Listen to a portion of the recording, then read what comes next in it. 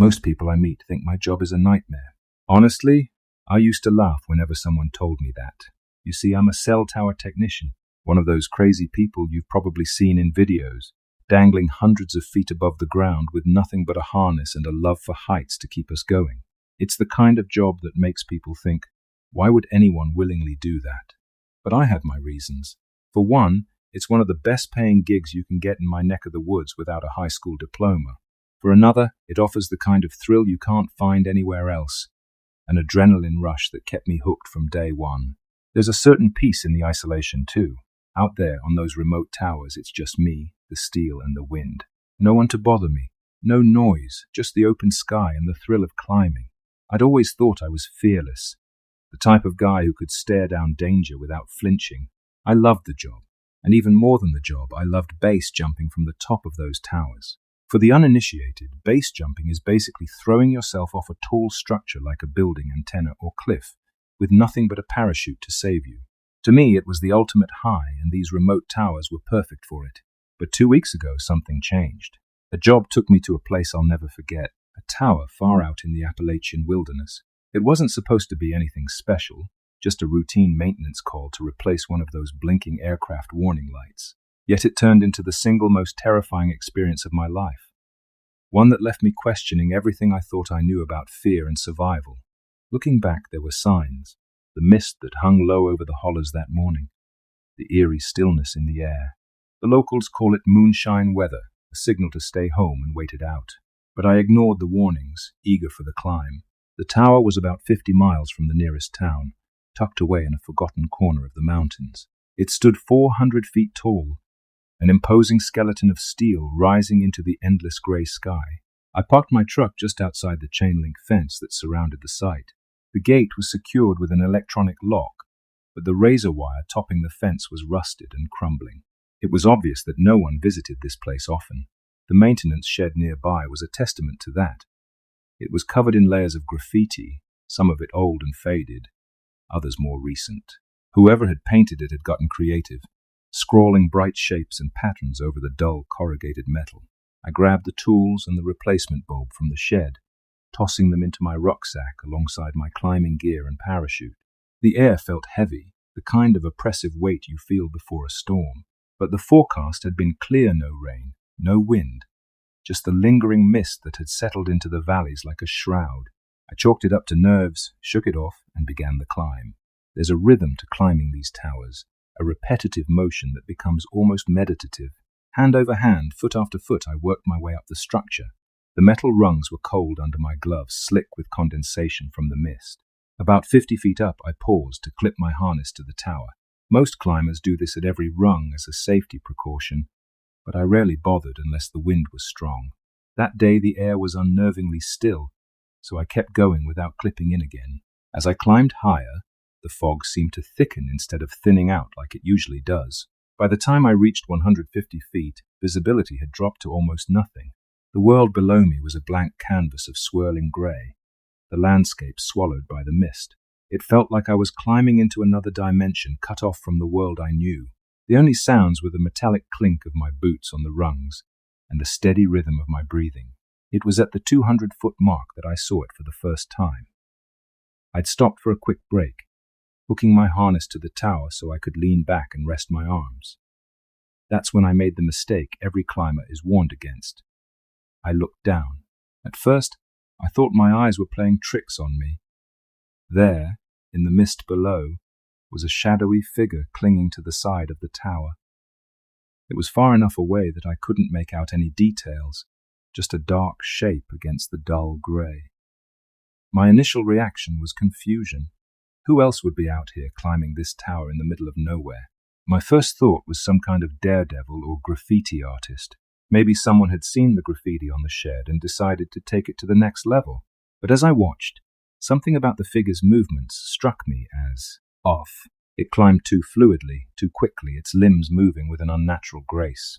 I blinked, rubbed my eyes, but the shape was still there, slowly closing the distance between us. A chill ran down my spine, but I forced myself to keep climbing. Maybe it was a trick of the light, or my imagination running wild in the fog. I told myself I was overreacting, that it was just a person, maybe another technician. But deep down, I knew something was wrong.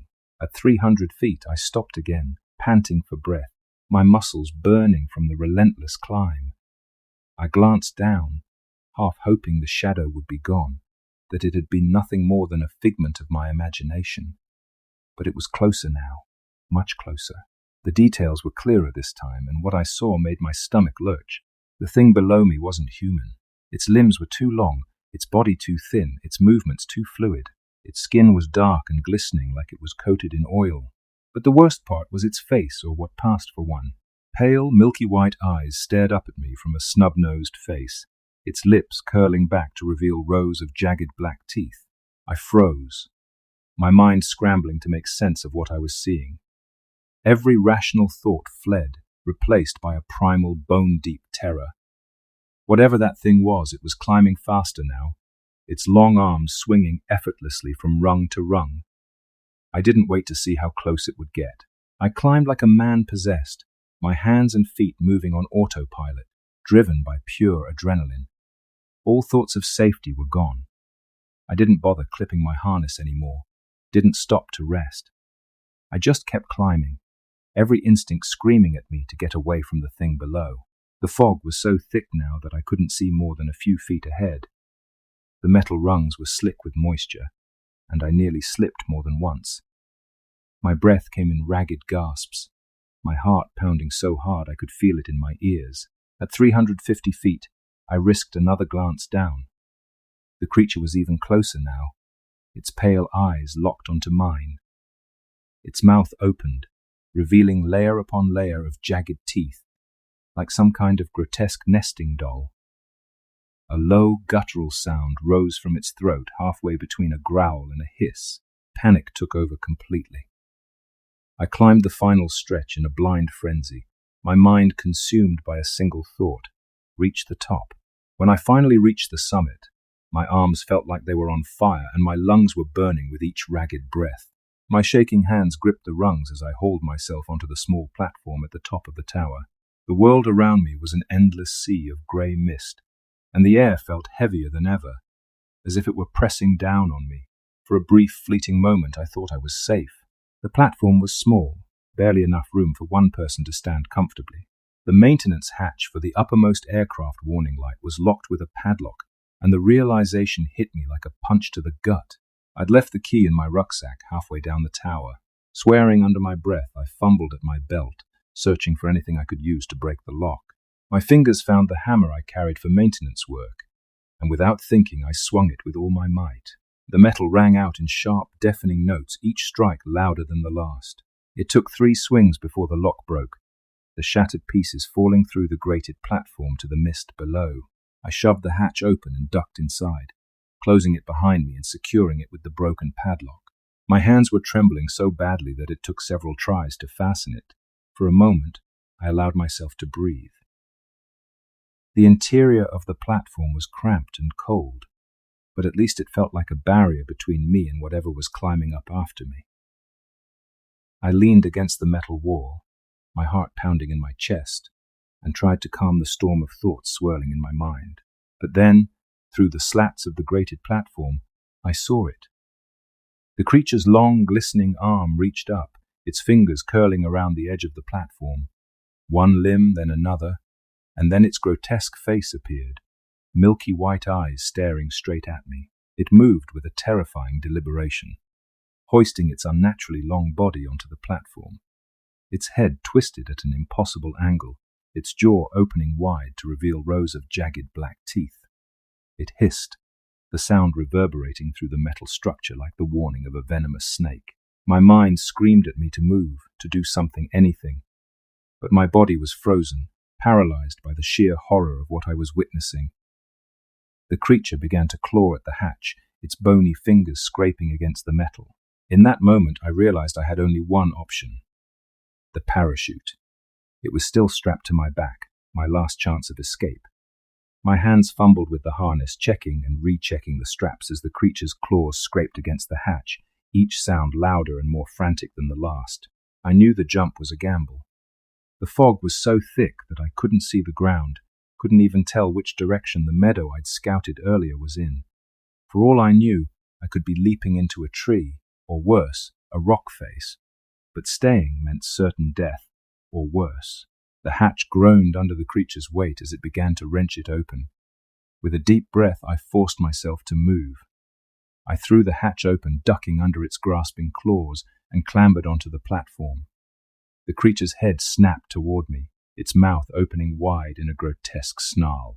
Without hesitation, I threw myself off the edge of the platform. The wind tore at my face and body as I plummeted through the mist, my heart hammering in my chest. Normally, this was the moment I lived for, the rush of adrenaline, the freedom of flight. But this time, all I felt was fear. My mind screamed at me to pull the ripcord, to get the parachute open as quickly as possible. I yanked the cord with all my strength, and for a split second I thought it wasn't going to open. Then, with a violent tug, the parachute deployed, jerking me upright. The descent slowed, and I clung to the steering lines, my knuckles white with strain. I glanced up, half expecting to see the creature leaping after me, but the mist obscured everything above. All I could do was pray that it wasn't following. The ground emerged suddenly, trees appearing like jagged silhouettes in the grey. I tried to steer toward an open area, but the wind was uncooperative, shoving me into the dense forest. Branches whipped against my face and arms, tearing at my clothes as I hurtled downward. The impact was brutal. My body slammed into the side of the chain-link fence surrounding the tower's base, the razor wire slicing into my arms and hands. I collapsed in a heap, gasping for air, my parachute tangled in the wire above me. Blood dripped from my hands as I tore myself free from the razor wire, adrenaline numbing the pain. I staggered to my feet, my legs shaking, and scanned the sky above. The mist swirled like smoke, and for a moment I thought I saw a dark shape moving through it, circling like a bird of prey. Panic drove me forward. My jeep was parked just outside the fence, a beacon of salvation in the oppressive grey. I stumbled toward it, each step sending waves of pain through my battered body. The world around me felt surreal, as if I were moving through a nightmare I couldn't wake from. As I reached the jeep, a shadow passed overhead. I looked up just in time to see the creature diving toward me, its membranous wings spread wide, its eyes locked onto mine. Its descent was silent, predatory, like a hawk closing in on its prey. I threw myself into the driver's seat, slamming the door shut just as the creature landed on the roof with a bone-jarring thud. Its claws scraped against the metal, and I could hear its guttural hissing through the thin barrier. My hands fumbled with the keys, blood slicking the steering wheel as I jammed them into the ignition. The engine sputtered once, twice, and then roared to life. I floored the accelerator, the jeep lurching forward with a jolt that sent the creature tumbling off the roof. In the rearview mirror, I saw it land on all fours, its pale eyes glowing with fury as it watched me speed away. I didn't stop driving until I reached my house. The jeep rattled and groaned, but it held together long enough to get me to safety. Once I was inside, I locked every door and window, my hands still trembling as I clutched the shotgun I kept in the closet. It's been 2 weeks since that day, and the stitches on my arms and hands are healing, though the scars will remain as a permanent reminder of what happened. I haven't been back to work since. The company has sent me messages, offering new assignments, but I've ignored them all. I can't bring myself to climb another tower, not after what I saw. The mist has returned to the mountains, a constant, oppressive presence that fills me with dread. Every time I look out my window and see it creeping through the trees, I can't help but feel like something is watching me, waiting. The text messages from the company keep coming, but I know one thing for certain: I'll never answer them. Not now, not ever.